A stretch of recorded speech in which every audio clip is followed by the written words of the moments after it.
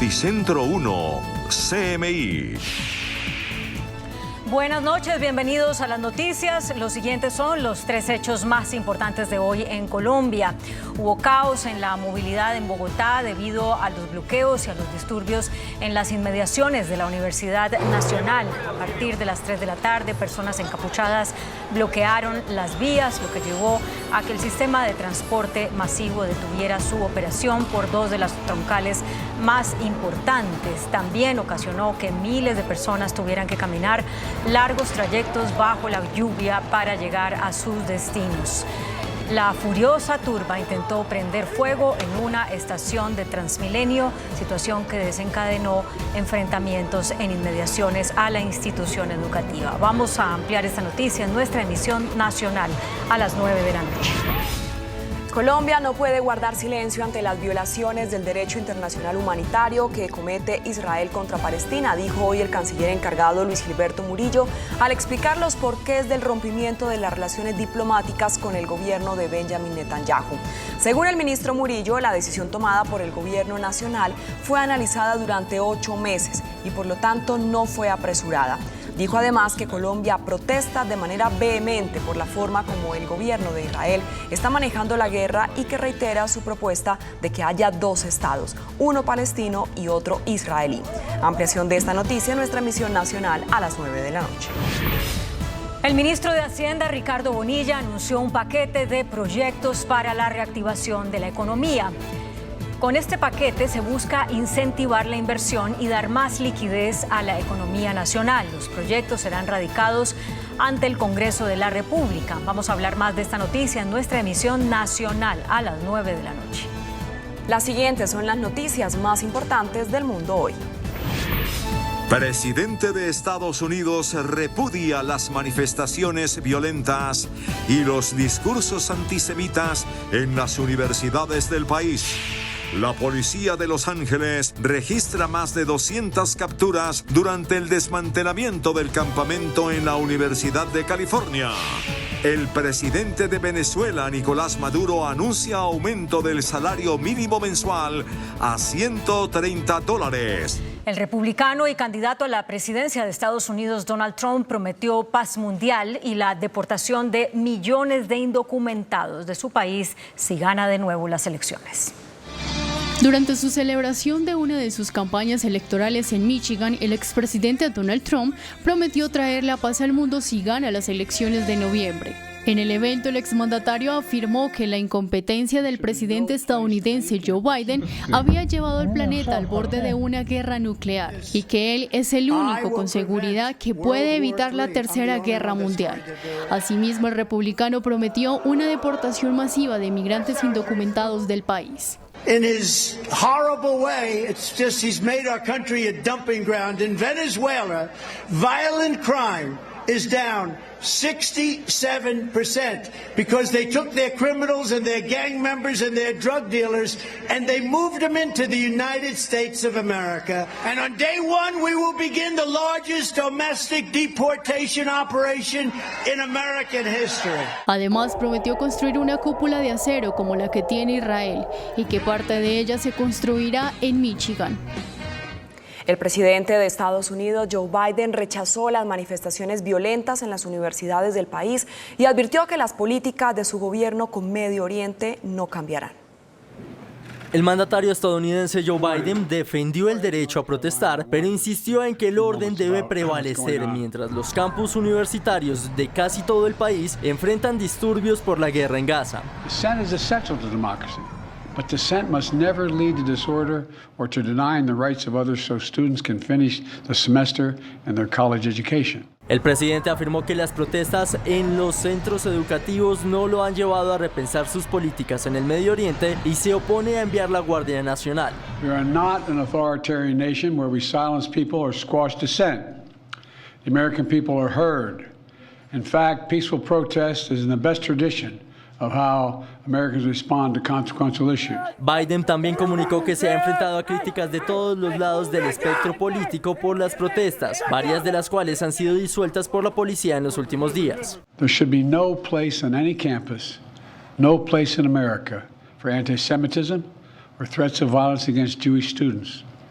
There is no place for hate speech or violence of any kind, whether it's anti-Semitism, Islamophobia, or discrimination against Arab Americans or Palestinian Americans. Por su parte, el presidente israelí Isaac Herzog criticó estas protestas pro-palestinas. We see prominent academic institutions, halls of history, culture, and education contaminated by hatred and anti-Semitism, fueled by arrogance and ignorance, and driven by moral failings and disinformation. Además, Herzog pidió a los judíos del mundo y a los estudiantes en Estados Unidos que no teman y que se mantengan orgullosos de su país.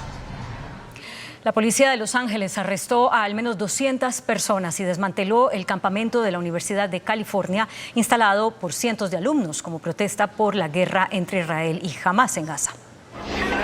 Cientos de policías intervinieron este jueves la Universidad de California en Los Ángeles para desmontar las protestas levantadas por los grupos de manifestantes en contra de la guerra de la Franja de Gaza. It's very inspiring to see that the students are not backing down, that they are, they're putting a lot on the line. They're risking arrest, they're risking their careers and their futures. Durante los operativos se produjeron fuertes enfrentamientos. Según las autoridades, detuvieron al menos 200 manifestantes, haciendo que el total de detenciones en todo el país ascienda a más de 2,000 en docenas de campus universitarios desde hace 2 semanas. Yes, we consider it a successful, incident. We didn't see no injuries on both ends. Our officers were able to remove the agitators. We're still working on a few agitators that are still on campus. However, we are making progress. Esta situación refleja el tenso clima en el campus universitario, marcado por el conflicto entre los estudiantes manifestantes anti-israelíes y la fuerza del orden público. El gobernador de Florida, el estadounidense Ron DeSantis, anunció que el mes de julio tendrá venta libre de impuestos en el estado para disfrutar del verano. El Freedom Sales Tax incluirá productos para pesca, mantenimiento de piscinas, suministros para acampar y bicicletas de menos de $500. Además, la exención fiscal se extenderá a pases anuales para parques de diversión, conciertos, museos y ballet, entre otros. Esta iniciativa se da en el marco de la celebración de la independencia en el país, con la que busca que los residentes aprovechen al máximo el verano, especialmente las actividades al aire libre y en familia. En Florida entró en vigor la prohibición del aborto. Desde ahora, el límite para realizar la interrupción voluntaria del embarazo será de 6 semanas. Una ley más restrictiva sobre el aborto, que reducirá la prohibición de 15 semanas de gestación a 6 semanas, entró en vigor en Florida, manteniendo las excepciones por violación, incesto y que peligre la vida de la madre.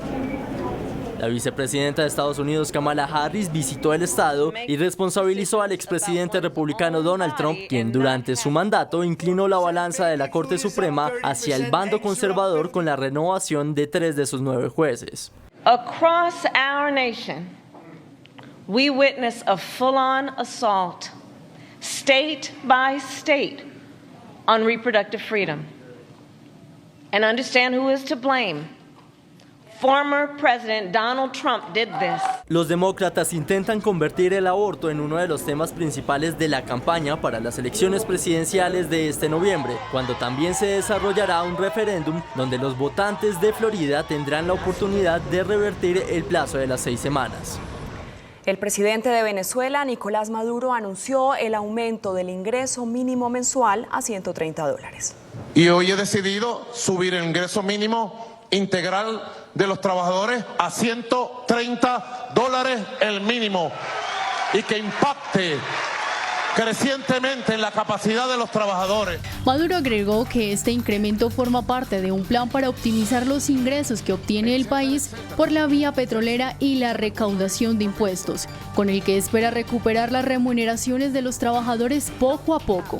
Sin embargo, el exministro de Trabajo y diputado chavista Francisco Torrealba explicó que el llamado bono de guerra económica, creado bajo el argumento de contrarrestar el efecto de las sanciones de Estados Unidos contra Venezuela, pasó de $60 a $90, mientras el bono de alimentación sigue en 40, para un total de $130. El expresidente del Perú, Alberto Fujimori, arremetió contra Colombia y contra el presidente Gustavo Petro por llegar a un acuerdo de paz, según sus palabras, con el terrorismo. Por medio de sus redes sociales, el expresidente Alberto Fujimori arremetió contra el presidente Gustavo Petro, tras cuestionar que un guerrillero sea el mandatario de Colombia. Solo veamos lo que vive hoy día nuestro hermano pueblo de Colombia. El presidente hoy en Colombia fue un guerrillero del M-19, Gustavo Petro. Fujimori manifestó estar tranquilo por sus acciones durante su mandato, en el que asegura que luchó contra el terrorismo y que de no haber sido así, los terroristas habrían participado en las elecciones y se les habría perdonado todos los crímenes como en Colombia. Colombia se vio obligado a hacer un acuerdo de paz con el terrorismo y los terroristas que cometieron atentados obtuvieron grandes beneficios, como el derecho a participar en política. El expresidente agregó que pretenden enviarlo a prisión por un caso inexistente de crimen de lesa humanidad, pero que ese es el precio que aún debe pagar por haber vencido el terrorismo en el país. El presidente de El Salvador, Nayib Bukele, consolidó su poder absoluto en el país con un Congreso que le permite aprobar reformas sin oposición. El partido político Nuevas Ideas del mandatario ocupa 54 de los 60 escaños legislativos. Esto le da libertad a Bukele para aprobar el presupuesto general de la nación, aprobar regímenes de excepción, elegir al fiscal general, a los integrantes de la Corte Suprema de Justicia y los magistrados del Tribunal Supremo Electoral. Además, podrá acordar y ratificar sin obstáculos reformas a la Constitución. El gobierno de Argentina recibió la hoja de ruta para ingresar a la Organización para la Cooperación y Desarrollo Económico, la OCDE.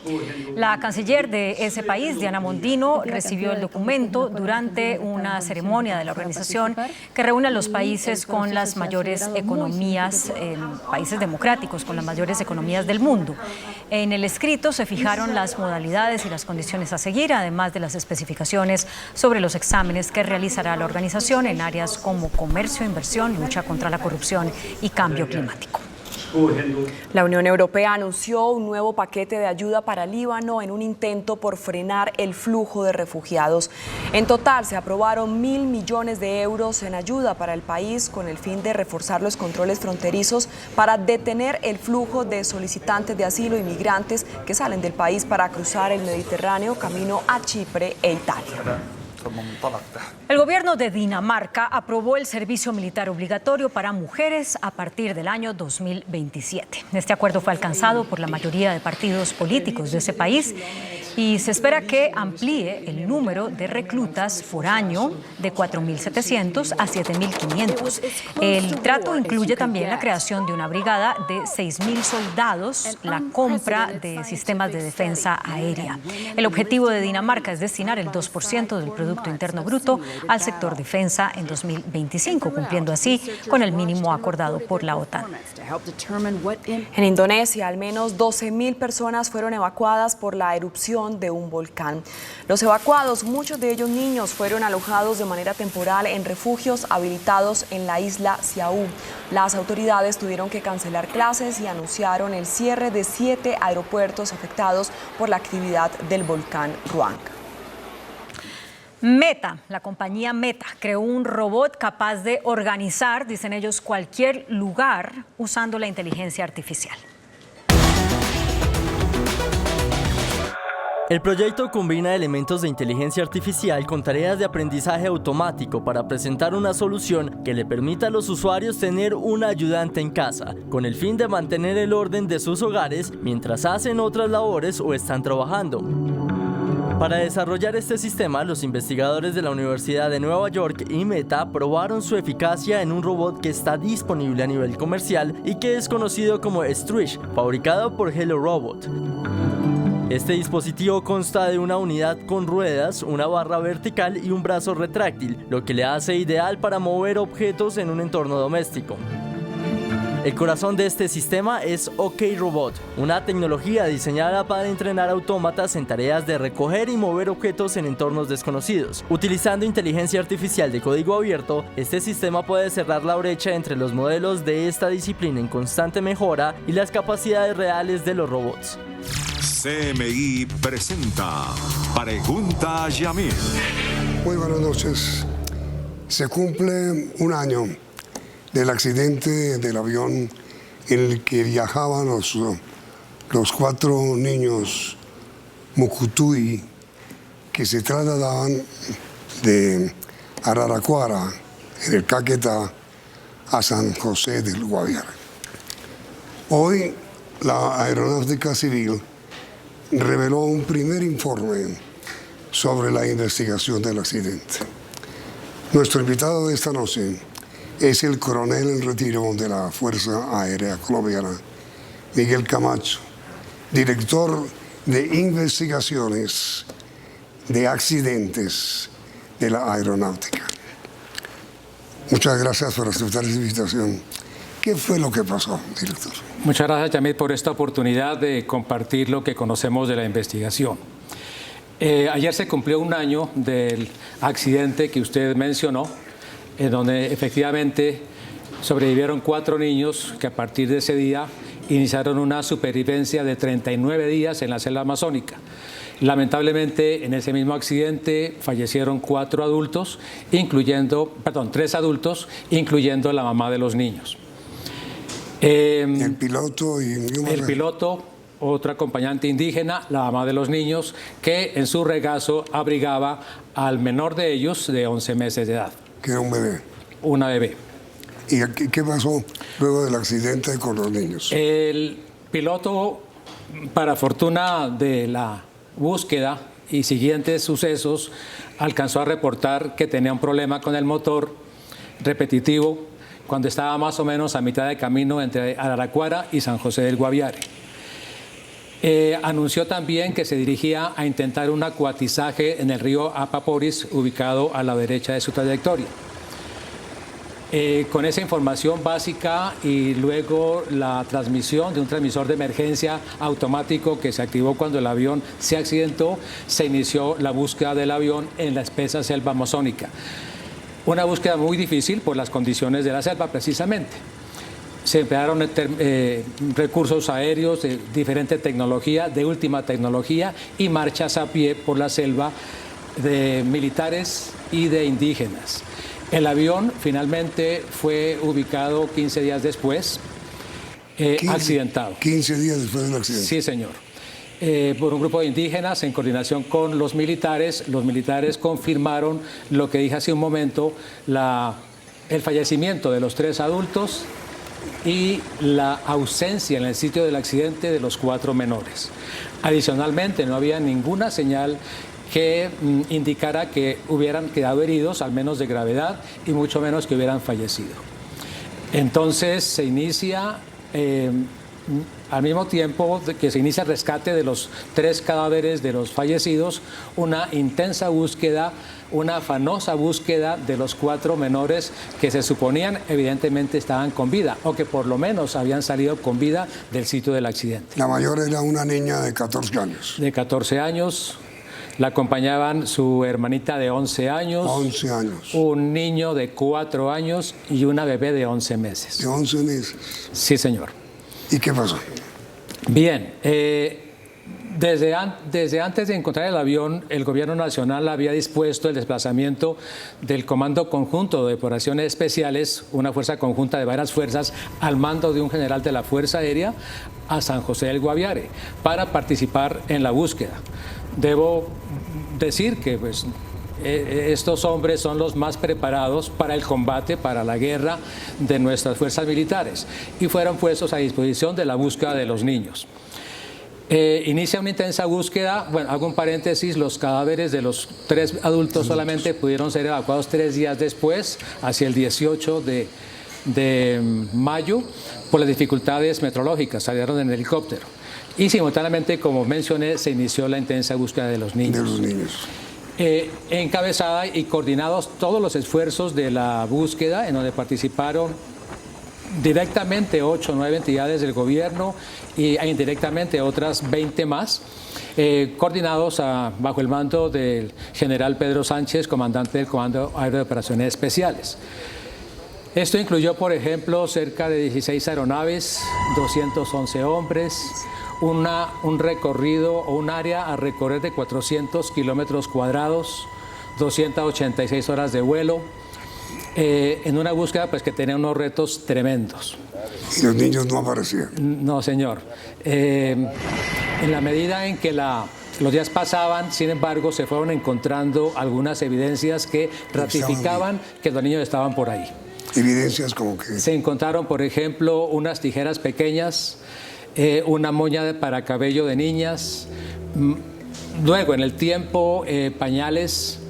Se encontraron sobre todo huellas de menores de la talla de los niños en el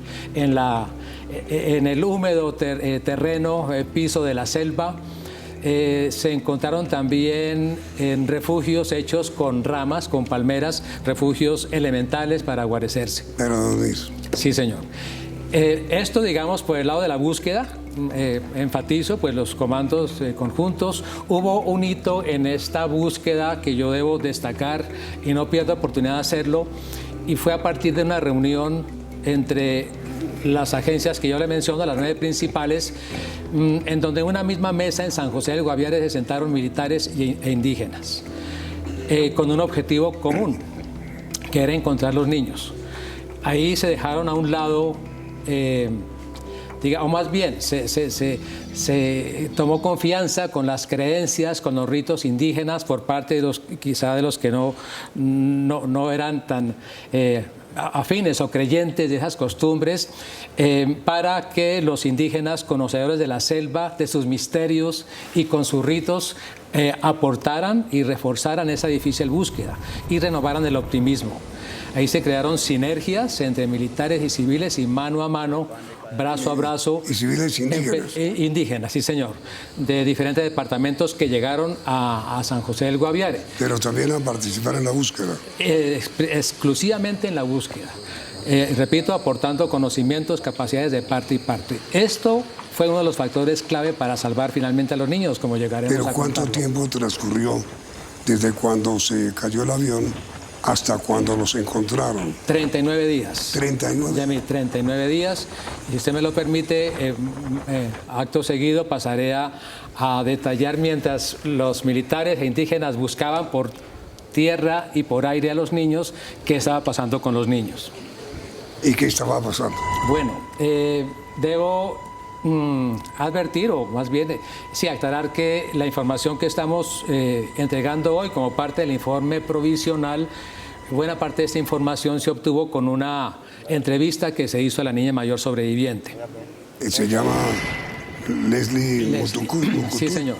Sí, ellos, los niños... 14 años. 14 años. Ellos están bajo el cuidado de bienestar familiar, de muy buen cuidado, afortunadamente, porque pues vale la pena mencionarlo, además de este trauma del accidente aéreo y su feliz rescate, pues hay otros factores familiares alrededor de los niños que están manejando bienestar familiar.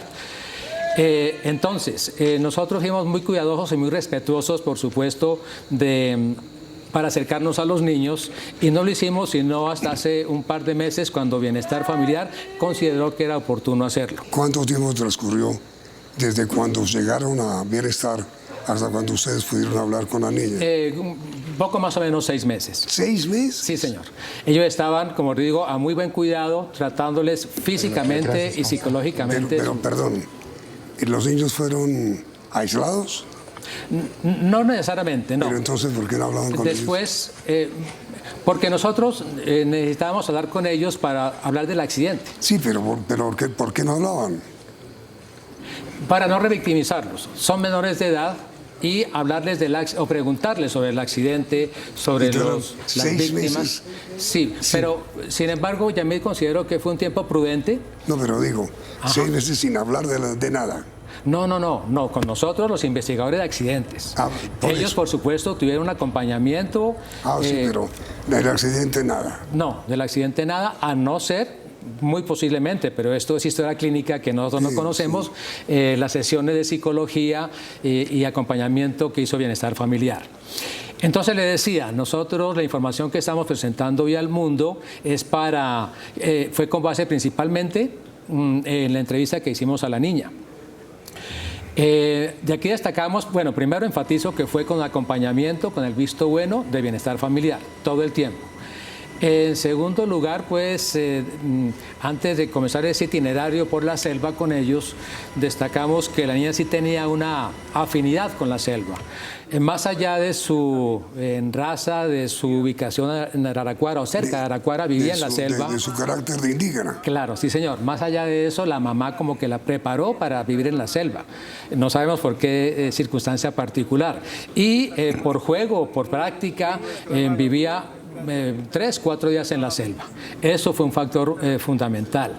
Y también, más allá de lo que acabo de mencionar, la niña ha demostrado en sus actitudes, en sus decisiones, una madurez que sería de un adulto ya formado.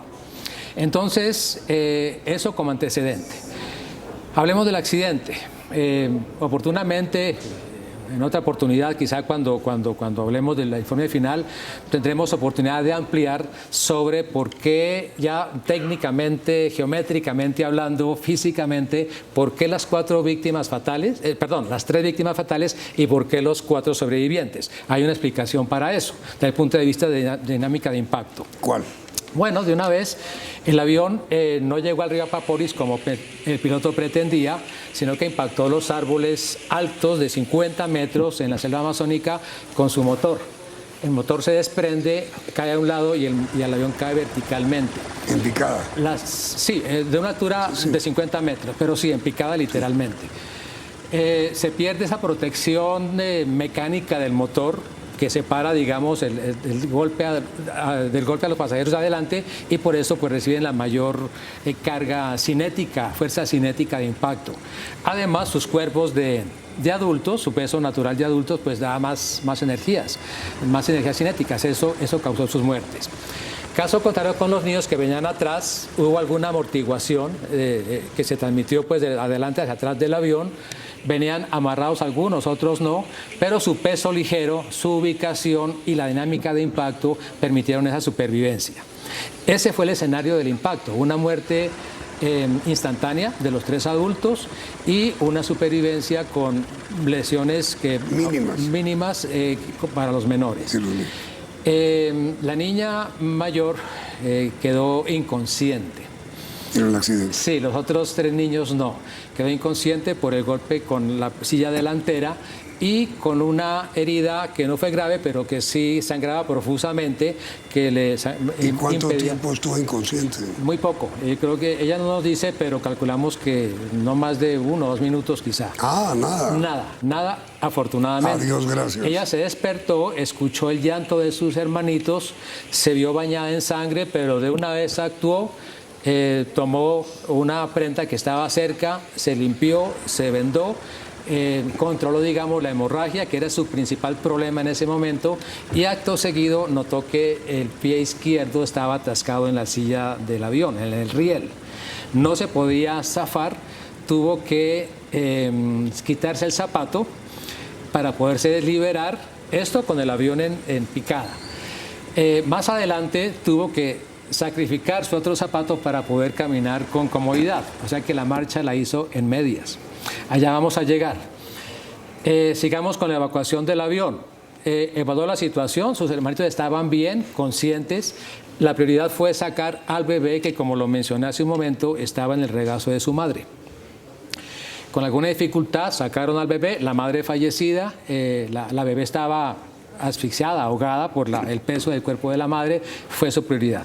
Y acto seguido abrieron la puerta trasera del lado izquierdo del avión y por ahí evacuaron el avión. La niña.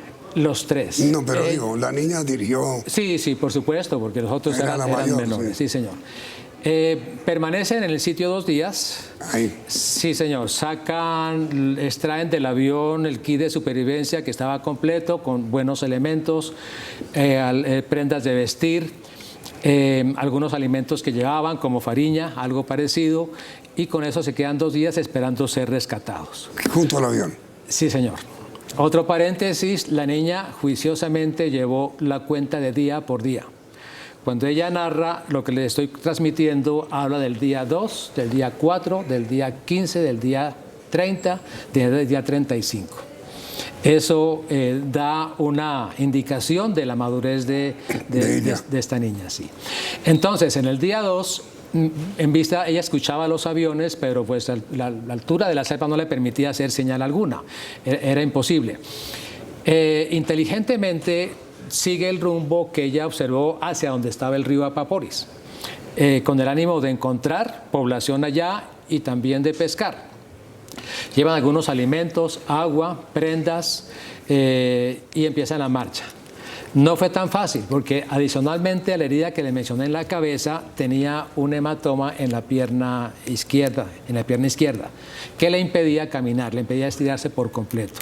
O sea que la marcha la iniciaron con la venda en la cabeza, con el hematoma en la pierna, de rodillas o acurrucada, cargando al niño con el bebé, y dirigiendo a la niña de 14 cargaba al bebé. Sí, así fue la marcha. Y empieza difícil marcha, llegan al día siguiente, o el mismo día, quizá el mismo día, al río Apaporis. Pero llegaron al río. Al río. Ella tenía claro que el piloto iba hacia allá y en vuelo alcanzó a ver. Ella inteligentemente siguió el mismo rumbo del avión, más o menos hacia el oriente, digamos, 90 grados, y llegaron al río. Con una flecha improvisada pesca pequeños peces. No puede ser. Sí, señor. No había ninguna preparación, los comieron crudos, no les gustó y no volvieron a pescar. No puede ser.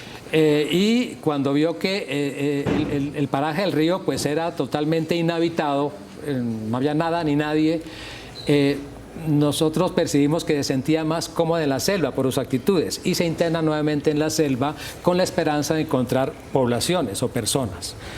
Insisto, ella conocía muy bien su selva. Parece que inadvertidamente llegan de nuevo al avión. ¿Llegan qué? Nuevamente al avión, al sitio del accidente. Ah, ¿se devolvieron? Sí, señor. Al cuarto día se devuelven. Obviamente encuentran un panorama trágico de los cadáveres ya en descomposición, su madre ahí. Aprovechan para cambiar de ropa porque la ropa ya eran harapos por la humedad, era una lluvia permanente y un caminar pues muy difícil en medio de la manigua. ¿De qué se alimentaban? Hasta ahí tenían todavía alguna reserva, sí, de lo que llevaban en sus maletas y agua que habían sacado del avión. Sin embargo, agua tenían suficiente y de buena calidad pues en la selva, digamos. ¿Y por qué decidieron regresar al avión? Al parecer fue inadvertidamente. Ellos quisieron fue encontrar población más indígenas en la selva y llegaron al nuevo sitio, al parecer inadvertidamente. Pero fue oportuno porque aprovecharon para renovar sus vestimentas que ya estaban en mal estado. Estamos hablando más o menos del día 5, más o menos, apenas.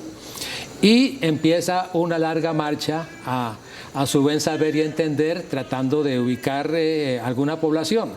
Realmente pues caminando por la selva. A la deriva, sí señor. No hemos ampliado al respecto, pues la entrevista fue muy corta, no llegamos a detalles, pero para indagar cuál era su plan en ese momento, pero algún plan debía tener la niña, como tuvo un plan para todo. Empieza la larga marcha y mientras tanto los esfuerzos de búsqueda para ubicarlos.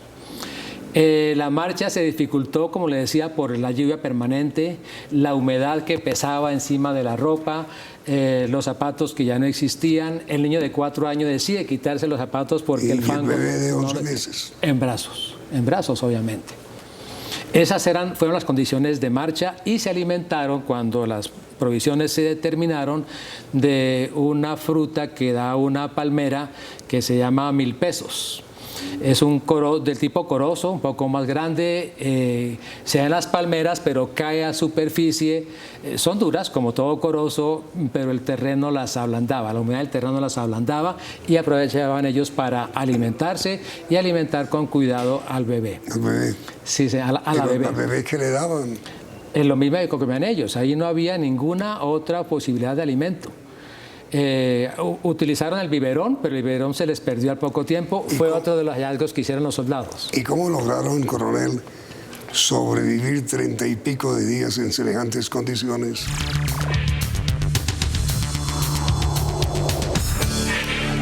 Pero seguimos, coronel, con la narración de la aventura la familia de niños Mucutuy.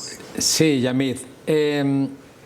Le preguntamos a la niña entrevistada qué percepción tuvieron ellos de todo ese esfuerzo de búsqueda que mencioné antes. Sí. A la niña. Efectivamente, sintieron los aviones, el perifoneo que se hizo en su lengua nativa y en español, vieron los volantes caer, las voces de los soldados, pero les quedaba difícil llegar a esas voces. Yo creo, me atrevo a decir que el embrujo, esa confusión de la madre selva les impedía como determinar de dónde venían las voces en oportunidad. ¿A ellos les arrojaron alimentos? Sí, señor. ¿Y no los encontraron? No, los soldados encontraron y los indígenas encontraron un kit abierto con la esperanza de que hubieran sido los niños. ¿Y no? No, ellos nunca tuvieron Entonces, ¿de qué se alimentaron? Insistimos con el 1.000 pesos. No, y agua que la tenían en abundancia y más o menos de buena calidad, agua pura. La percepción que tenían... ¿Y el bebé, 11 meses? Sí, señor. El bebé tuvo una gripa pero aparentemente leve, pues que fue seguramente consentida por la hermanita con abrigo, con calor, supongo yo, y con más agua. No hubo más enfermedades. La niña tuvo lo que después interpretaron los médicos tratantes en el hospital militar como un ataque de ansiedad en el día 35. La niña de 14. Sí, cuando ya estaban esperando ser rescatados. ¿Por qué digo que estaban esperando? Porque uno de los volantes, uno solo de los 2.000 que lanzaron, llegó a las manos de ellos. ¿De la niña? Sí, y leyeron que las instrucciones básicas y sobre todo que permanecieran quietos en un solo sitio para facilitar la ubicación. Eso hicieron.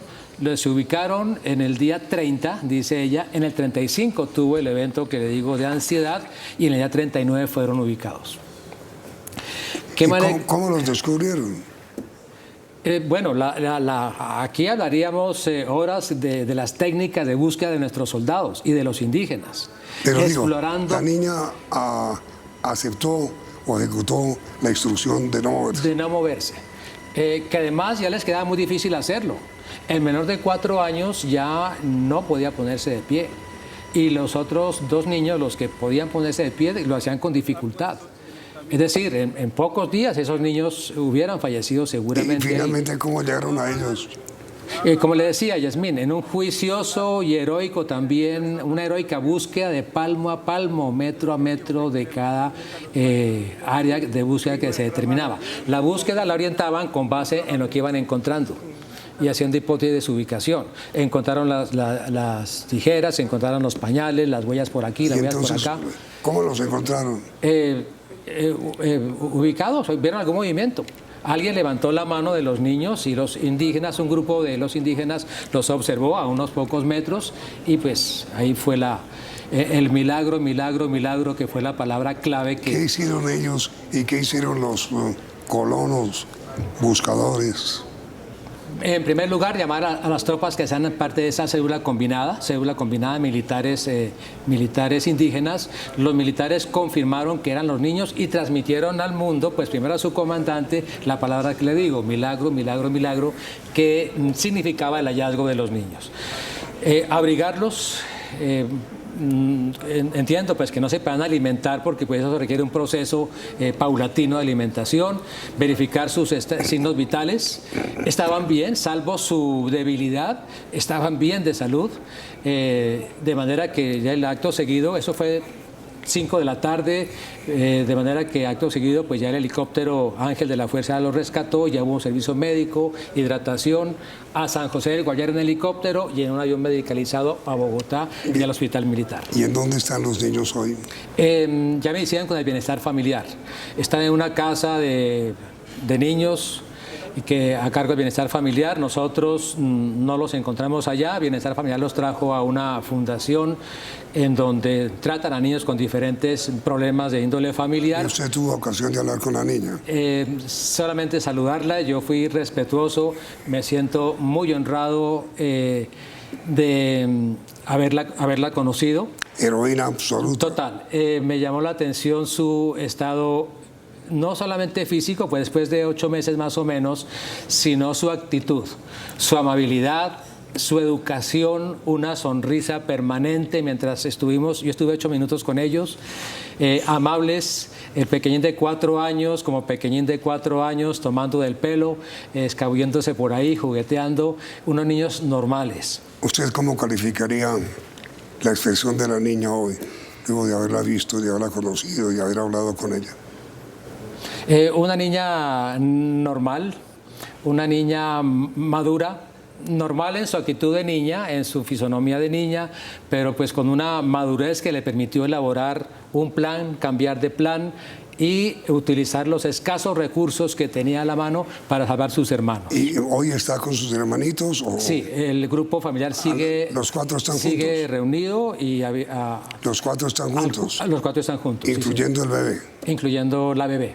¿Usted qué sensación final tuvo de este encuentro con ellos? Felicidad. Mi felicidad porque pues un caso único en el mundo y tener la oportunidad de verlos en esa condición, en ese estado, nos causó mucha tranquilidad y mucha felicidad. Coronel, muchísimas gracias por a usted, Yamil, por la oportunidad. Y me alegra muchísimo que todo haya terminado bien. Sí, señor, así fue. Sí, señor. Muchas gracias. A usted. Y a ustedes, televidentes, gracias por la sintonía y los invitamos a que continúen aquí. CMI presentó Pregunta a Yamil. Noticentro 1, CMI. Gobierno anuncia paquete de proyectos para reactivar economía. Habrá medidas para estimular construcción, infraestructura educativa y de salud. La Organización para la Cooperación y el Desarrollo baja proyección de crecimiento de economía colombiana. Gobierno pide a la banca apoyo para el campo. Petición de los cafeteros al gobierno. Graves desórdenes en la Universidad Nacional. Nuevo rector se posesiona ante un notario. Exdirector de gestión de riesgo es un raterito, dice ministro del Interior. Ruptura con Israel no es improvisada, dice el canciller. Expresidentes rechazan. El presidente Petro es un incendiario, dice Fenalco. Buenas noches, bienvenidos a nuestra segunda hora de noticias. El ministro de Hacienda, Ricardo Bonilla, anunció hoy un paquete de proyectos para la reactivación económica del país. Entre ellos está la implementación del modelo de inversión forzosa que obliga a los bancos a inyectar liquidez a todos los sectores económicos con bajo costo financiero. Durante el seminario Finanzas para la Biodiversidad convocado por el Banco de Desarrollo y la CEPAL, el ministro de Hacienda Ricardo Bonilla anunció un paquete de medidas para la reactivación de la economía nacional. Se trata de proyectos de ley que serán radicados en el Congreso, entre ellos ampliar el modelo de inversión forzosa que hoy solo existe en el sector agropecuario. La herramienta obliga a los bancos a comprar títulos del gobierno. Los recursos obtenidos se utilizarían en otros rubros de la economía. Miremos otras expectativas que necesita el país, sobre todo en la recuperación económica, como es que los bancos destinen recursos con destinación a construcción de vivienda, claro, que destinen recursos a energías renovables, a integración digital y a infraestructura de salud y educación. Otro de los proyectos es buscar una flexibilidad de la regla fiscal y disminuir el impuesto de renta en las empresas de algunos sectores. Todavía estamos en el proceso de organizar la propuesta y cuando se lleve, esto lo tiene que discutir y aprobar el Congreso. Sobre el cupo de endeudamiento se radicará mensaje de urgencia. La Asociación Hotelera de Colombia se declaró a la expectativa de conocer a fondo las medidas anunciadas por el presidente Gustavo Petro para impulsar el sector. El presidente de Cotelco, José Duarte, recibió con beneplácito el anuncio del presidente Petro de incluir al sector del turismo en el plan de reactivación económica y dijo estar presto a examinarlo a profundidad. Estamos prestos a conocer cuál es precisamente la forma que le permita al sector financiero entregarle unos recursos para jalonar el crecimiento del sector turismo. ¿Qué tanto necesita el sector del turismo un acceso más fácil a la financiación? Bueno, ello es importante, evidentemente, porque los establecimientos de alojamiento y hospedaje requieren inversiones permanentes, actualizarse evidentemente en su servicio. Hemos venido diciendo cómo la capacidad del hogar colombiano ha venido decreciendo y por eso hemos visto un decrecimiento en la actividad turística. El vocero del gremio de los hoteleros dice que el sector necesita una tarifa diferencial de IVA y tasas de interés preferenciales para estimular el consumo. Y entre tanto, la Organización para la Cooperación y el Desarrollo Económico, la OCDE, ajustó a la baja sus proyecciones de crecimiento para Colombia para el cierre del 2024. El organismo internacional en su informe económico mundial redujo las proyecciones de crecimiento para Colombia, las cuales bajaron de 1,4 a 1,2% para el cierre del año. La pérdida de estímulos para la industria de hidrocarburos, que ha generado una menor utilidad de las empresas, estaría entre las razones. La OCDE recomienda, al igual que varias firmas económicas, una política de reactivación mientras las tasas de interés llegan a un nivel neutro. La invitación es que el gobierno nacional sea el que lidere esta agenda de reactivación. Es muy importante reactivar los sectores de infraestructura, los sectores de vivienda, porque no hay duda alguna que la postura del Banco de la República de cautela que vimos hoy se va a mantener en los próximos meses y por lo tanto el llamado también es a que el gobierno genere este ambiente de reactivación económica tan necesaria para esta coyuntura. También sectores como la industria y el comercio siguen en terreno negativo. Se espera que las condiciones mejoren a partir del segundo semestre del año. Finalmente, para América Latina sí se mejoró la expectativa de crecimiento a un 3,3%. La ministra de Agricultura, Jennifer Mojica, les hizo hoy un llamado a los bancos privados para que faciliten mecanismos de financiación que permitan impulsar el sector y reactivar la economía. Durante un foro sobre finanzas sostenibles, la ministra de Agricultura, Jennifer Mojica, les hizo el siguiente llamado a los bancos privados para que se sumen a los esfuerzos de darle un impulso financiero al sector agropecuario. Hemos dicho que es necesario también que la banca también se transforme, que cambie, que genere unos cambios en sus políticas, en sus programas, en su presencia en territorios colombianos donde es más necesario hacer estas transformaciones, que dé apertura también creativa a sectores que normalmente no acceden a la bancarización. La funcionaria mencionó los sectores que requieren mayor acceso a crédito. Y hemos invitado a toda la banca privada a que se sume con nosotros a hacer estos impulsos, tanto en la ganadería sostenible, en la recuperación y restauración del bosque, de la Amazonía. Hemos hablado también de estos frutos amazónicos que son fundamentales para el país, a los temas también de agroindustrialización. El sector de agricultura está incluido en el plan de reactivación anunciado por el gobierno. Los 15 comités departamentales cafeteros le pidieron hoy al gobierno nacional no incentivar mensajes de división o no propagar mensajes de división en ese sector. El Comité Directivo de la Federación Nacional de Cafeteros, reunido este jueves, recibió el respaldo de los 15 comités departamentales. A través de un comunicado se pidió al gobierno no incentivar mensajes de división y menos dar señales de la creación de una institución paralela a la federación. Nosotros tenemos el mayor ánimo para trabajar con el gobierno, lo hemos hecho durante 96 años y queremos seguir trabajando con el gobierno, no hay ninguna división en ese sentido, somos firmes en eso. Desde los cafeteros se plantea que el gobierno apoye la carga pensional que tiene el Fondo Nacional del Café con la flota mercante. Le vamos a solicitar que el gobierno nos ayude con el pasivo pensional de los pensionados de la flota. Y en vez de reducir, se está aumentando, porque los señores de la flota se casan con muchachas jóvenes y entonces nunca se van a terminar esas pensiones. Se invita a trabajo conjunto y de consensos. A esta hora en Bogotá se trata de recuperar la movilidad en la calle 26 después de una intensa jornada de bloqueos y disturbios en inmediaciones de la Universidad Nacional.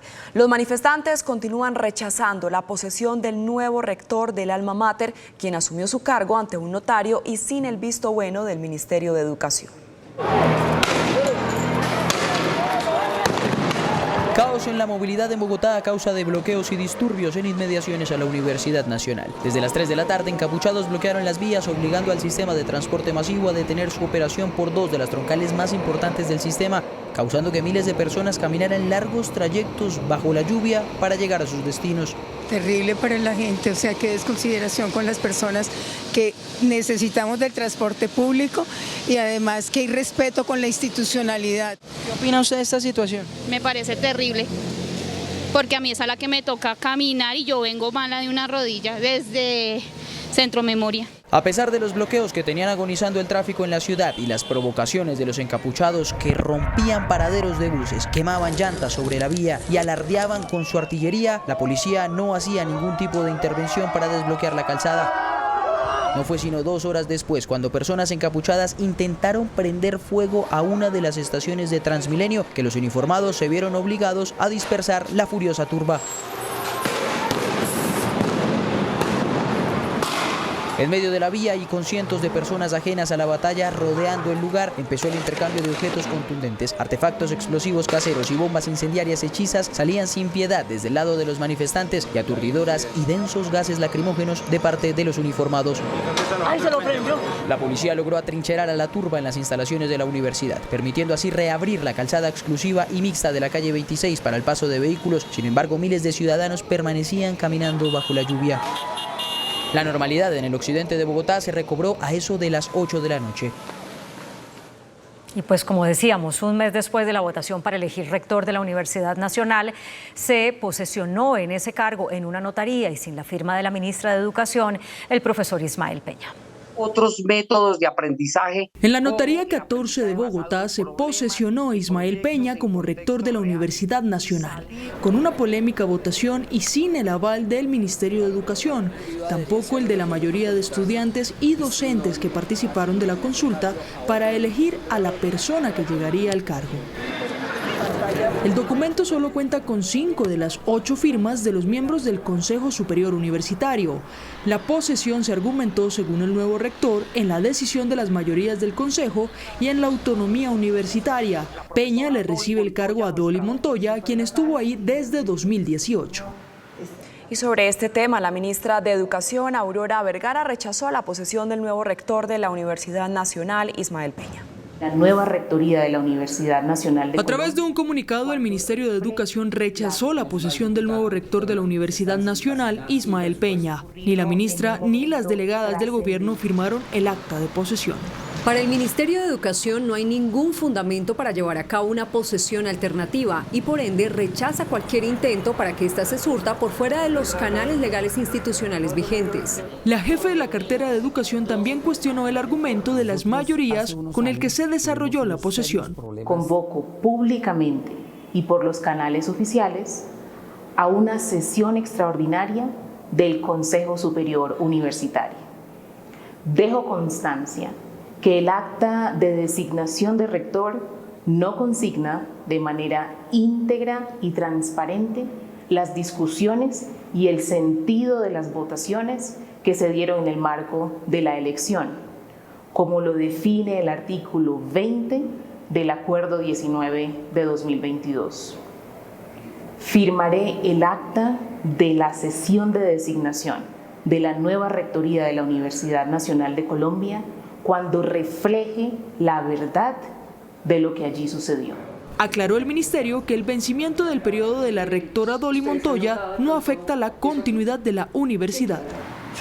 El director de la Unidad Nacional de Gestión del Riesgo, Carlos Carrillo, aseguró que Colombia no está preparado para la llegada del fenómeno de la Niña, que traería fuertes lluvias en gran parte del país.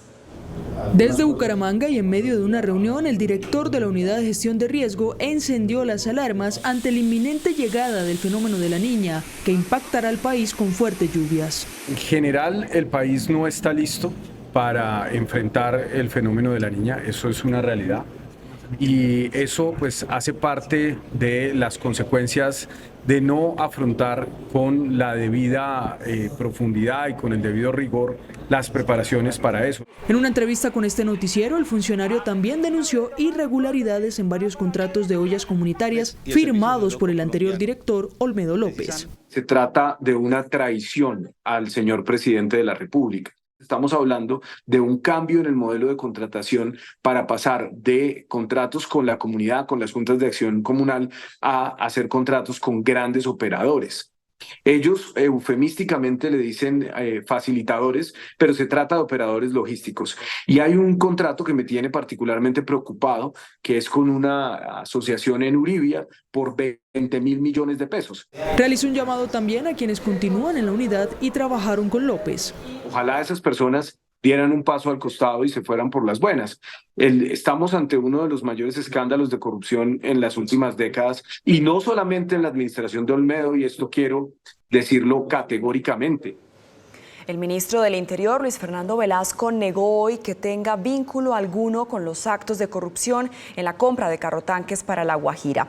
Dijo que el exdirector de la Unidad Nacional de Gestión de Riesgo, Olmedo López, es un raterito que quiere desviar la atención sobre sus actos. El ministro del Interior, Luis Fernando Velasco, manifiesta que nada tiene que ver con hechos de corrupción en la compra de carrotanques para La Guajira. Dice que el exdirector de la Unidad Nacional de Gestión de Riesgo, Olmedo López, tiene que responder a la justicia. Es el típico caso del raterito que lo cogen con las manos en la masa y trata de generar una confusión para que la gente voltee a ver para otro lado. Que la fiscalía, no, es que no ha habido señalamientos, porque si hay señalamientos, yo reaccionaré jurídicamente. No hay señalamientos, es rumores, rumores, rumores. El exministro acudió hoy a la fiscalía a denunciar a un ciudadano que en redes sociales dijo que él era responsable por los actos de corrupción. Yo defiendo mi nombre y no voy a permitir que nadie juegue con él. No voy a permitir que por hacer un ejercicio político se manosee con mi nombre. Por ello le he puesto una denuncia directa por injuria y calumnia a un señor de nombre Silvio Ramírez, que en una red me acusa de unos delitos directos. Lo voy a enfrentar a él y a quien intente mancillar mi nombre. Dijo el ministro del Interior que si el ex subdirector de la Unidad Nacional de Gestión de Riesgo, Sneider Pinilla, tiene información sobre políticos vinculados con esos actos de corrupción, debe denunciarlos y la fiscalía y los jueces castigarlos. Colombia no puede guardar silencio ante las violaciones del derecho internacional humanitario que comete Israel contra Palestina. Eso fue lo que dijo hoy el canciller encargado, Luis Gilberto Murillo, al explicar los porqués del rompimiento de relaciones diplomáticas con el gobierno de Benjamín Netanyahu. Dijo el canciller encargado, Luis Gilberto Murillo, que la decisión de romper relaciones diplomáticas con Israel no fue improvisada, que ha sido estudiada durante más de 8 meses y es en protesta por los desafueros que comete el gobierno de Benjamín Netanyahu en la Franja de Gaza. Este es un nuevo escenario que nos permite como Colombia no estar en silencio y protestar de forma vehemente, manifestar nuestro desacuerdo con la forma como el gobierno de Israel está manejando la guerra. La guerra tiene leyes, y es el derecho internacional humanitario. Y aquí está en juego el cumplimiento del derecho internacional y el derecho internacional humanitario y el fortalecimiento del multilateralismo. De acuerdo con el canciller, el gobierno de Gustavo Petro promueve que Palestina tenga un Estado y que Israel tenga otro, y que se respeten como naciones vecinas. Los expresidentes Álvaro Uribe, Juan Manuel Santos, Iván Duque y Andrés Pastrana rechazaron el rompimiento de relaciones diplomáticas con Israel. 4 expresidentes de Colombia rechazaron el rompimiento de relaciones diplomáticas con Israel. El expresidente Álvaro Uribe publicó un video al respecto. Queremos que Israel y Palestina se reconozcan mutuamente como estados, que vivan en paz. Hace daño romper las relaciones con Israel, como ocurriría si se rompieran con Palestina. Juan Manuel Santos en su cuenta de X dijo: en nuestro gobierno reconocimos al Estado palestino porque Colombia siempre ha defendido la solución de 2 estados. Ese sigue siendo, y hoy más que nunca, el único camino para que israelíes y palestinos puedan convivir en paz. Romper relaciones con Israel para nada contribuye a esa solución y tiene consecuencias negativas para los colombianos. Nuestra política exterior debe siempre defender la solución pacífica de los conflictos. También se pronunció el expresidente Iván Duque. Romper relaciones históricas es una afrenta al pueblo judío y muestra arrogancia e ignorancia en el manejo de la política exterior. Israel ha luchado históricamente por su existencia y el pueblo palestino por una solución pacífica que jamás ha evitado por su estructura sanguinaria. Y lo mismo el expresidente Pastrana. Con la ruptura de relaciones con Israel, Gustavo Petro logra uno de los principales objetivos de su gobierno: paralizar y desmantelar las Fuerzas Armadas y de Policía de Colombia. Y el también expresidente César Gaviria, mediante un comunicado de prensa, calificó como antisemita la decisión de romper relaciones con Israel. Dijo que esa medida del gobierno no representa a los colombianos. Mediante este comunicado público, el expresidente César Gaviria, jefe único del Partido Liberal, planteó sus inquietudes en relación con el rompimiento de relaciones que hizo el presidente Gustavo Petro con el gobierno de Benjamín Netanyahu en Israel. Dice el exmandatario que él no comparte la política guerrera e intransigente del primer ministro Netanyahu, sobre todo frente a cualquier propuesta de cese el fuego y liberación de prisioneros. Pero advierte que quiere llamar la atención que en la solicitud que todos los países del mundo rompan relaciones con Israel, solo nos acompaña Irán. De acuerdo con el exmandatario, la decisión del presidente Petro es una excepcional demostración de antisemitismo que no tiene antecedentes en el convulso mundo en el que vivimos, ni responde a los intereses de Colombia, ni refleja tampoco la opinión de la mayoría de los colombianos. Dice el exmandatario que el comportamiento diplomático colombiano en el gobierno Petro ha sido equivocado. Y también sobre esta noticia, un grupo de exministros y académicos le pidió al presidente Petro, por medio de una carta, que reevalúe su decisión de romper relaciones diplomáticas con Israel. Esta es la carta que más de 50 personalidades, entre ellas varios exministros de Exteriores, como Noemí Sanín, María Consuelo Araujo y Marta Lucía Ramírez, entre otros, le dirigieron al presidente Gustavo Petro diciendo que las diferencias que tiene con el gobierno de Benjamín Netanyahu no puede trasladarlas al pueblo de Israel al romper relaciones. Uno de los firmantes, Juan Camilo Restrepo, dijo que pierde más Colombia con esa ruptura de relaciones diplomáticas. Vemos como un gesto innecesario, había otros caminos, eso no quiere decir que se esté validando al Netanyahu demoledor de los palestinos, sino que es romper relaciones diplomáticas no es solo con Netanyahu, es con el pueblo de Israel, con el cual tenemos relaciones y amistad viejas ya de 50 años en Colombia. En la misiva fechada hoy, los exministros y personalidades le piden al presidente que replantee restablecer las relaciones con Israel. Y en el mismo sentido que lo hicieron los exministros colombianos que residen en Israel, le pidieron al gobierno reconsiderar el rompimiento de relaciones con ese país. Temen por lo que pueda pasar con ellos. Desde diferentes ciudades de Israel, varios colombianos que viajaron para encontrar una mejor opción de vida hablaron de la ruptura de relaciones ordenada por el presidente Gustavo Petro. Esto nos podría perjudicar mucho a todos los colombianos que estamos acá. Me imagino que también por las exportaciones, por muchas cosas y muchos colombianos que necesitamos todo el tiempo sacar muchos documentos. Somos muchos los colombianos que estamos acá, algunos buscando mejor calidad de vida, porque las oportunidades en Colombia no se les dieron y ahorita están acá haciendo realidad sus sueños. Juan y Sandra se fueron de Colombia y hoy ambos trabajan en la importación de pulpa de fruta y el sector de la construcción. Preocupados, hablaron de la decisión presidencial. Primero que todo, nos va a afectar a cantidad de colombianos que hay acá, que se tuvieron que venir de Colombia precisamente por el estado económico de Colombia. Algunos de ellos temen por su seguridad e incluso le dijeron a este noticiero que se sienten estigmatizados. Entre tanto, el embajador de Palestina en Colombia calificó como una decisión valiente del presidente Petro la ruptura de relaciones diplomáticas con el Estado de Israel y llamó a más países de la región a que tomen la misma medida. Como una decisión llena de coraje, valentía y coherencia con el derecho internacional, calificó al-Malki la ruptura de relaciones de Colombia con Israel. Es una decisión muy importante que toma el presidente Petro y la verdad es que se le agradece mucho su valentía, su coraje. Para el embajador, lo que está quedando claro tras 7 meses de ataque israelí a Palestina es su verdadera imagen.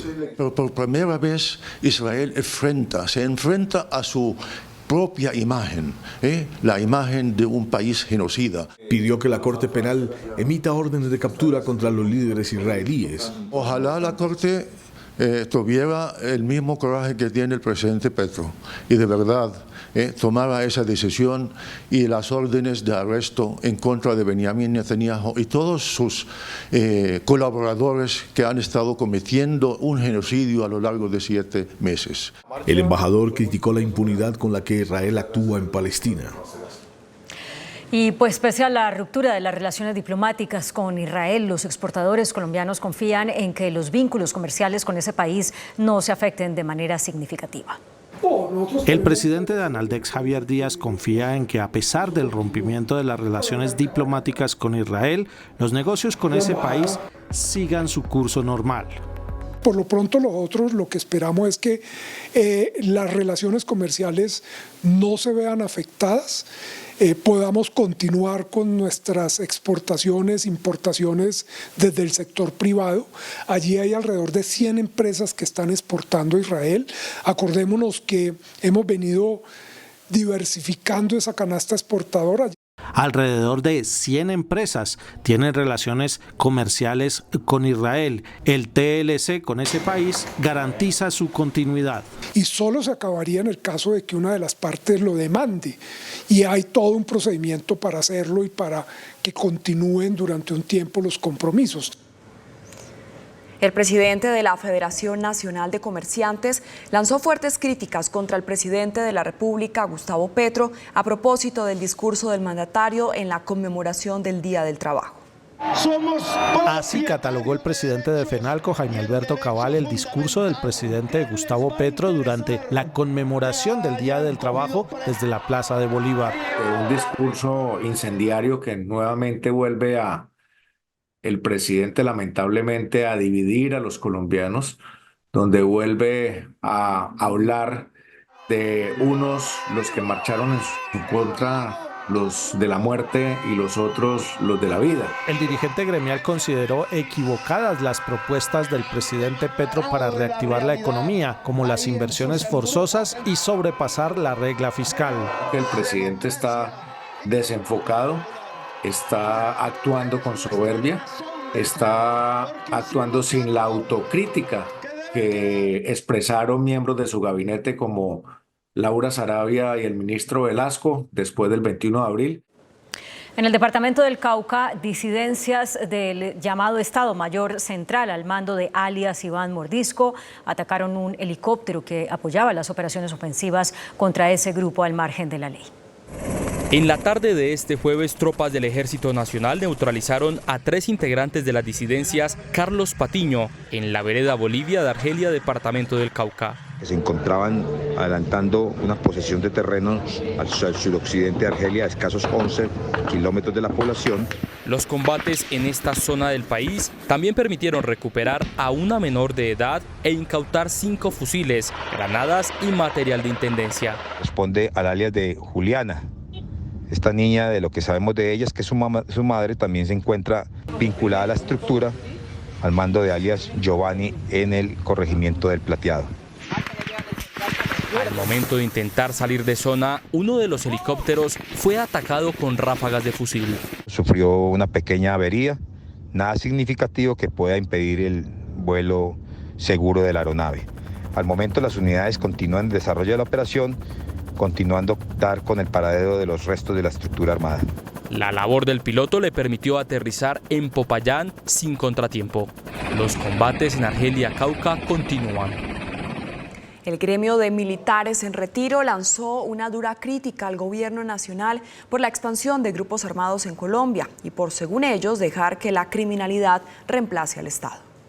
Según el general en retiro Guillermo León, presidente de la Asociación de Oficiales Retirados de las Fuerzas Militares de Colombia, es muy preocupante la situación de orden público en el país porque algunos territorios están copados de disidencias FARC. ¿Cómo se está viendo el territorio en manos de grupos armados al margen de la ley? El segundo, la gobernanza de la criminalidad. ¿Cómo están de alguna manera reemplazando y sustituyendo al Estado en su relación con la población?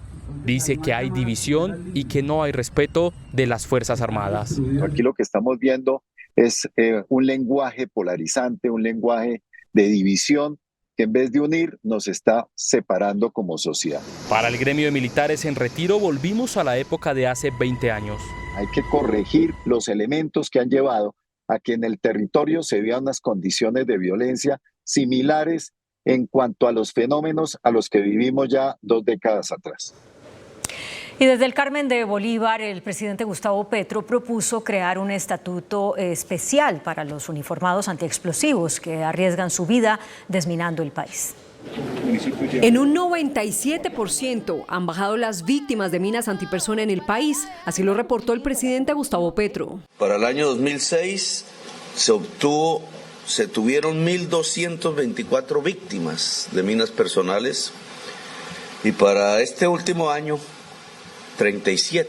Desde los Montes de María, región que hoy fue declarada libre de minas, el jefe de Estado le pidió a su ministro de Defensa hacer un estatuto para víctimas y para los uniformados que desactivan minas. Para hacer la tabla, la cantidad de personas dedicadas a eso, sus tiempos de servicio, etcétera, y que pueda haber un estatuto laboral especial por el alto riesgo de su profesión, para que esto quede como una tarea. De otro lado, el mandatario alertó sobre la expansión del Clan del Golfo en el país. El Clan del Golfo ha querido extenderse a todo el territorio y eso no puede ser ocultado. Petro reveló que la empresa Argos entregó todas las tierras en los Montes de María para los campesinos. La Corte Constitucional le dio su aval a un proyecto de ley estatutaria que promueve la paridad de género en los cargos del Estado. El proyecto de ley estatutaria avalado por la Corte amplía de un 30 a un 50% la participación de las mujeres en los cargos de máximo nivel decisorio y los de libre nombramiento y remoción en todos los poderes públicos. El gobierno tendrá 6 meses para reglamentar en qué cargos aplica e incumplir la norma podría acarrear sanciones. Esa es una ley del año pasado, yo soy absolutamente partidario de esa ley. Celebro que la Corte Constitucional no le haya encontrado ningún reparo. También en el Plan Nacional de Desarrollo ya está prevista una norma que así lo dispone. El proyecto también dispone que las listas a cargos de elección popular sean integradas por mínimo 30% de mujeres. Procede ahora la sanción presidencial. La Aeronáutica Civil reveló hoy nuevos detalles del accidente aéreo del cual sobrevivieron durante 40 días los niños indígenas Mucutuy en la selva del Guaviare. Un año después del accidente aéreo de los niños Mucutuy en la selva del Guaviare, se desconoce la causa real del siniestro. Las comunicaciones fueron normales sobre una reiterada pérdida de potencia del motor. No nos atrevemos todavía a decir que hubo una falla del motor, es de los asuntos que estamos investigando exactamente qué pasó con ese motor y decide, y así lo anuncia, acuatizar en el río Apaporis. La Aerocivil reveló detalles de cómo sobrevivieron los 4 menores de edad en un ambiente tan hostil. Llegaron al Apaporis, pescaron con una flecha que improvisaron ellos. El pescado crudo no les gustó, no volvieron a pescar en adelante y a partir de ahí su único alimento, una vez agotados los pocos alimentos que sacaron del avión, fue con el corozo 1.000 pesos. Efectivamente escucharon aeronaves, pero les quedaba difícil ubicarlas por la altura de los árboles. Escucharon el perifoneo en idioma español y en su idioma nativo. Recibieron los volantes. No les llegaron a ellos los kits que se lanzaron de comida. Tenían temor a hacer ruido, a acercarse por los animales. Los menores continúan bajo protección de bienestar familiar. Hoy fue formalizada la creación del Sistema Nacional de Búsqueda de Personas Dadas por Desaparecidas en razón del conflicto armado. Aunque por mandato del acuerdo de paz suscrito entre el gobierno y las FARC, ya funciona en Colombia la unidad de búsqueda de personas desaparecidas, esta solo tiene competencia sobre hechos anteriores al año 2016. El nuevo sistema crea una comisión entre diferentes entidades. Tenemos hasta el momento 111.640 registros de personas dadas por desaparecidas, pero también partimos del hecho de que este dato es absolutamente subregistrado porque es lo que pretendió hacer la desaparición. La Comisión para el Esclarecimiento de la Verdad en su informe, a través de algoritmos y de procesos econométricos, habló de más de 200.000. Actualmente hay barreras de acceso que obstaculizan la búsqueda. Justicia y Paz, CIGIP, tiene una cifra cercana a los 50.000 desaparecidos por el fenómeno paramilitar, pero hay otros desaparecidos. Hay otros desaparecidos que están en muchas unidades y en muchas fiscalías desperdigados y sin una política clara de investigación. Desde las fuerzas militares se confirmó que sí se perpetró un robo en 2 bases militares del país, de donde se perdieron municiones de armas oficiales. Sin embargo, dice el ejército que la cifra es menor a la revelada por el presidente de la República. Hace 2 días el presidente de la República, Gustavo Petro, afirmó que se había perdido en 2 bases militares 1 millón de municiones. Sin embargo, hoy el ejército desmintió la cifra y revelaron una investigación. Con el propósito firme de establecer realmente cuál es la munición que probablemente se haya perdido. Ha dicho el ejército que no es la cantidad que dijo el presidente, pero que sí se robaron las municiones y que en este momento están verificando todo el inventario. Y precisamente es para determinar con exactitud cuál es el material faltante. Aunque no se ha dicho por parte de las fuerzas militares en sí cuánta munición se robaron, se sabe que hay implicados de las fuerzas militares. El Ejército Nacional ha tomado las acciones, las medidas correspondientes con los implicados en la pérdida de este material y se han puesto a disposición ante la autoridad competente. La munición se perdió en la base militar de Tolemaida y de La Guajira. El ministro de Justicia, Néstor Osuna, y el presidente de la Justicia Especial para la Paz, Roberto Vidal, dieron a conocer avances en la construcción de la nueva reforma a la justicia. Durante una conferencia internacional sobre justicia restaurativa, el ministro de Justicia habló de un borrador para reformar el sistema penal acusatorio.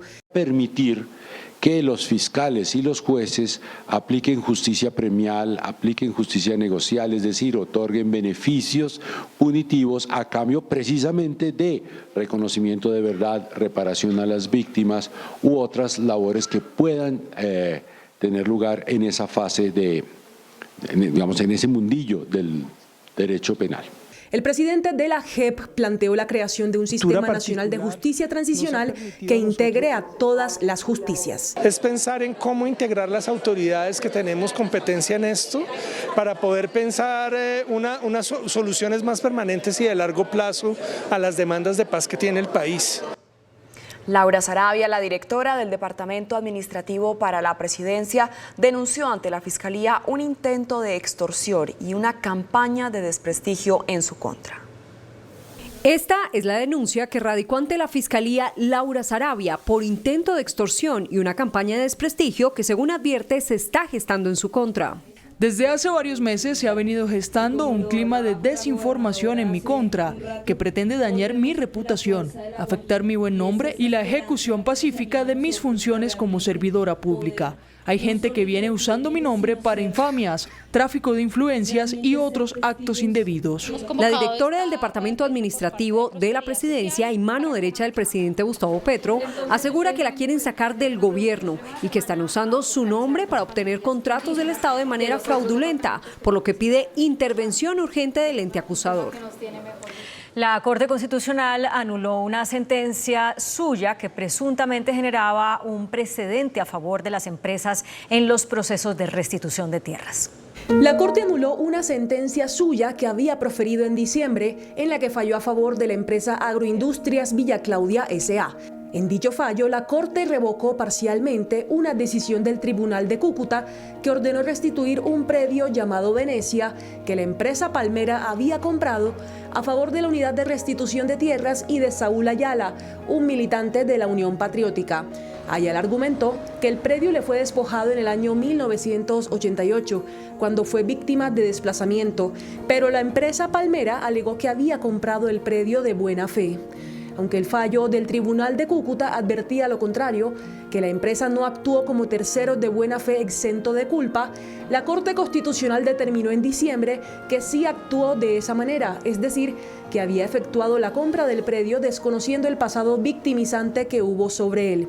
En ese fallo de diciembre, que acaba de ser anulado, la Corte le permitía a la empresa Agroindustrias Villa Claudia que eventualmente pudiera ser autorizada a explotar el predio con proyectos agroindustriales y que pudieran acceder a una compensación, es decir, a un pago por el predio que perdieron. Con la decisión que tomó la Corte con ponencia del magistrado Vladimir Fernández, en la que revocan su propio fallo, pierde efectos esta decisión favorable a la empresa Palmera y la Corte deberá estudiar nuevamente la exigencia de buena fe que debe acreditar dicha empresa que reclama la propiedad del predio.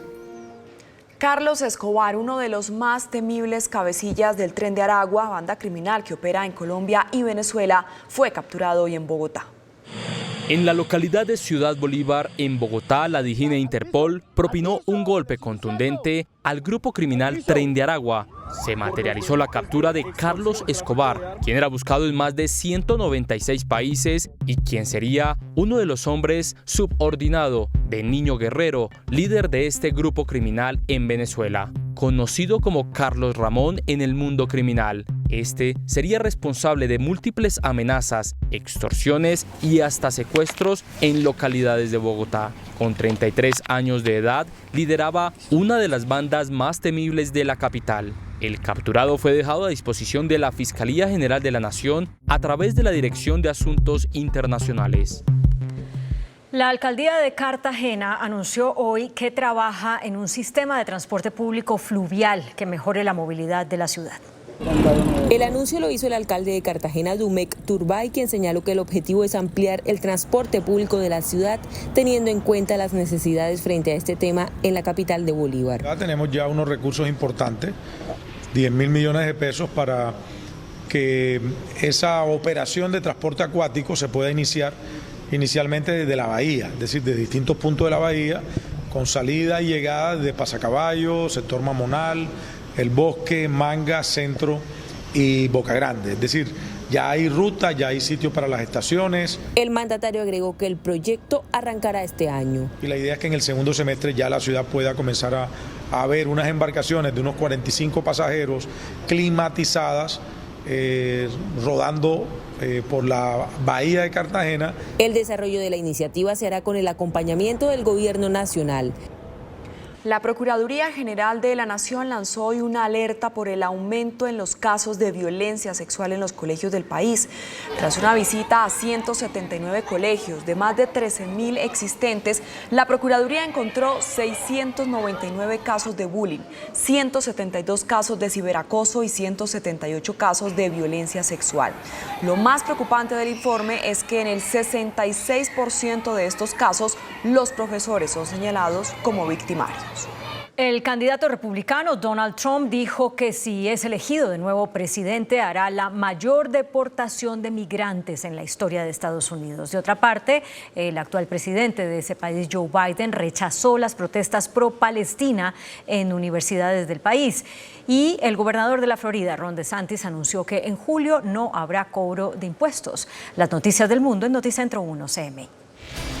El expresidente de los Estados Unidos, Donald Trump, prometió paz mundial y la mayor deportación en la historia de inmigrantes indocumentados si gana las elecciones presidenciales de noviembre, afirmando que la incompetencia del presidente Joe Biden ha llevado al planeta al borde de una guerra nuclear. Además que el país es un vertedero de criminales provenientes de Venezuela. El mandatario estadounidense Joe Biden defendió el derecho a protestar, pero insistió en que el orden debe prevalecer, mientras los campus universitarios de todo el país enfrentan disturbios por la guerra en Gaza. De acuerdo a reportes de las autoridades del país, en más de 2 semanas de manifestaciones, al menos 2.000 estudiantes han sido arrestados. El gobernador de Florida, el estadounidense Ron DeSantis, anunció que el mes de julio tendrá venta libre de impuestos en el estado en compra de bienes y servicios. Esta iniciativa se da en el marco de la celebración de la independencia del país, con la que busca que los residentes aprovechen al máximo el verano, especialmente las actividades al aire libre y en familia. El ahorro pensional alcanzó cifra récord. Según los 4 fondos privados de pensiones, el ahorro total alcanzó los 421 billones de pesos. Las rentabilidades cercanas alcanzaron el 7%. A partir de mayo subirá el monto del subsidio para los adultos mayores de 80 años. El Gobierno Nacional alista una resolución en este sentido que beneficiará a más de 500.000 personas mayores de esa edad. El Departamento para la Prosperidad Social será el encargado de pagar el subsidio, que pasará de 80.000 a 225.000 pesos para el 5º ciclo del programa Colombia Mayor. El índice de capitalización de la bolsa, que mide el comportamiento de las 25 principales acciones, cerró al alza. El índice selectivo MSCI Colcap de la Bolsa de Valores de Colombia subió 1,58% a 1.378 puntos. La acción del Grupo de Energía de Bogotá fue la que más subió, con una valorización de 5,95% a 2.580 pesos. La acción de Ecolcap fue la que más cayó, con una pérdida de 2,85% a 13.650 pesos. La acción más negociada de la jornada fue la de Preferencial Bancolombia, al movilizar más de 14.000 millones de pesos con una variación positiva de 1,68% a 32.640 pesos. Y el dólar cerró a la baja. Indicadores económicos en Noticentro 1 CMI. La tasa representativa del mercado que regirá para mañana viernes será de 3.898 pesos con 62 centavos. Los profesionales del cambio compran la divisa en promedio entre 1.770 pesos y la venden entre 1.820 pesos. Un euro cuesta 4.189 pesos con 50 centavos. La libra de café en Nueva York se cotizó a $2 con 6 centavos. El azúcar se transó en 19,26 centavos de dólar la libra. El barril de petróleo WTI se cotizó en $79 con 6 centavos. La referencia Brent para Colombia se cotizó en $83 con 65 centavos. Una acción de Ecopetrol cuesta 2.255 pesos. Hasta aquí Noticentro 1 CMI.